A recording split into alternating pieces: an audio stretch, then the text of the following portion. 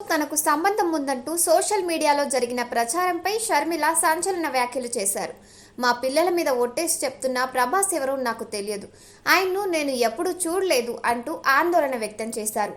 ఈ మేరకు శుక్రవారం మీడియాతో మాట్లాడిన షర్మిల, నా మీద బాలకృష్ణ ఇంటి నుంచి తప్పుడు ప్రచారం జరిగిందని ఒక ఎంటర్టైన్మెంట్ వీడియో చూపించారు.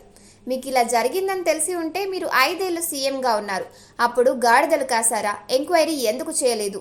ప్రభాస్కు నాకు సంబంధం ఉందని వచ్చిన ప్రచారం మీ సోషల్ మీడియా ప్రచారం చేయలేదా? మా పిల్లల మీద ఒట్టేసి చెప్తున్నా ప్రభాస్ ఎవరో నాకు తెలియదు, ఆయన్ని నేను ఎప్పుడూ చూడలేదు. జగన్ ఈ ప్రాపగండా చేయించారనే ప్రచారం జరిగింది. నా వీడియో చూపించి జగన్ సానుభూతి పొందాలని చూస్తున్నారని ఆరోపించారు. ఇక జగన్ ఆయన స్వార్థం కోసం అమ్మపై కేసు పెడతారు, నాన్న పేరు సిబిఐ ఛార్జ్ షీట్లో పెడతారు, చెల్లిపై దుష్ప్రచారం చేయిస్తారు. జగన్ మోదీకి దత్తపుత్రుడు, ఆయన మీద ఎంక్వైరీ వేస్తారా అని ప్రశ్నించారు. అలాగే గౌతమ్ అదానీపై అభియోగాలు చేశారు.